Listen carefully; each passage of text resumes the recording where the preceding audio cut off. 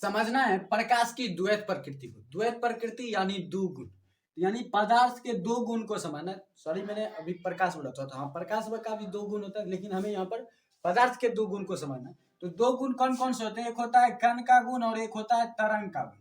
यानी कि कोई भी पदार्थ जो कण का गुण भी प्रदर्शित कर, कण का भी गुण प्रदर्शित करता है और तरंग का भी गुण प्रदर्शित करता है।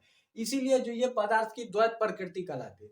तो अगर इसकी परिभाषा पूछी जाए तो सिंपल ही परिभाषा है कि किसी भी पदार्थ का कण और तरंग के रूप में प्रदर्शन ही जो है पदार्थ की द्वैत प्रकृति कहलाते हैं।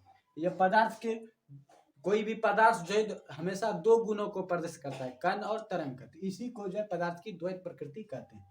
देखिए इसकी कहानी क्या है कि शुरुआत में जब प्रकाश के बारे में लोग उतना नहीं जानते थे, वैज्ञानिक भी जो प्रकाश के बारे में उतना मंथन नहीं करते थे, तब जो पहली बार जो है न्यूटन ने जो प्रकाश पर मंथन किया, कहा कि प्रकाश क्या है। तो उन्होंने इस सवाल का आंसर निकाला कि प्रकाश एक कण है।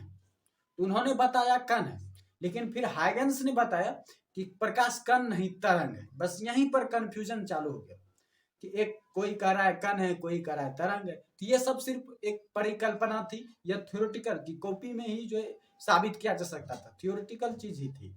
लेकिन इसे प्रयोग द्वारा कोई भी साबित नहीं कर पाया था कि हाँ ये तरंग है या कण है। तो फिर मैक्सवेल सर उन्होंने साबित कर दिया कि प्रकाश हाँ तरंग है।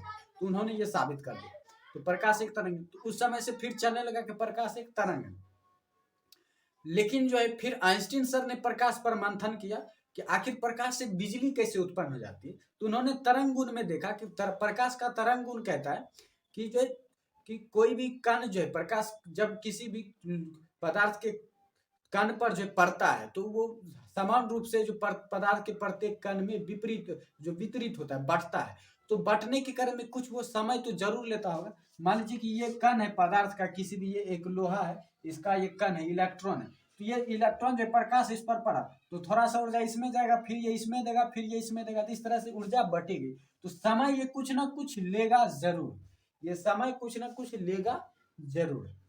लेकिन आइंस्टीन सर ने देखा कि इस प्रकाश के यहाँ तक प्रवेश करने में और इसके निकलने में कोई समय ही नहीं, मतलब time is equal to zero. जैसे ही प्रकाश पड़ता है तैसे ही इलेक्ट्रॉन निकलने लगता है, मतलब इसके बीच में कोई समय अंतराल है ही नहीं।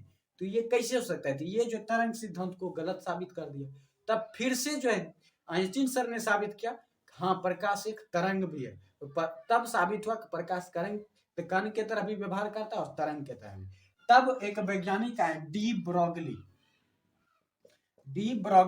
तो डी ब्रोगली ने फिर जो है कहा कि सिर्फ प्रकाश में ये गुण ऐसे नहीं होते हैं कि प्रकाश ही जो कण के तरह भी व्यवहार करता है, तरंग के तरह, बल्कि दुनिया का सारा पदार्थ जो है प्रकाश के तरह ही व्यवहार करता है, दो गुण दर्शाता है। प्रत्येक पदार्थ जो कण के साथ साथ तरंग गुण भी दर्शाता है।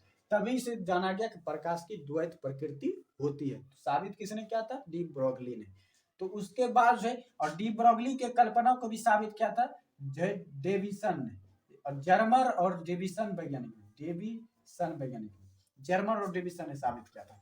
तो प्रकाश की द्वैत प्रकृति आप समझ गए, इसको गणितीय रूप में समझ लेते हैं। देखिए प्रकाश के कण के कारण ऊर्जा होती है mc², E बराबर mc²। ये कण के लिए होता है ऊर्जा और तरंग के लिए ऊर्जा होता है E=hb।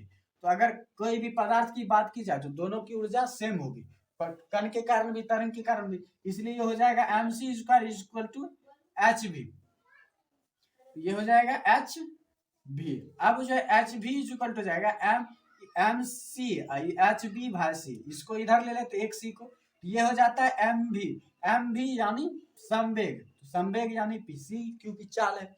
तो पी इक्वल हो जाएगा एच सी इंटू भी। तो सी बराबर होता है वी लेमडा, सी बराबर होता है वी लेमडा। तो वी इक्वल टू निकालना है तो वी इक्वल टू हो जाएगा सी बाय लेमडा। तो भी के जगह पर हम लिख सकते हैं C by lambda, C by lambda. इस तरह से सी कैंसिल हो जाएगा, पी इक्वल टू बचेगा एच बाय लेमडा। यानी किसी भी कण का संवेग जो है उसके तरंग गुण के रूप में इस तरह से संबंध होता है, P equal to H by lambda के रूप में। तो इस तरह से आप प्रकाश की द्वैत प्रकृति को अच्छे से एक्सप्लेन कर सकते हैं।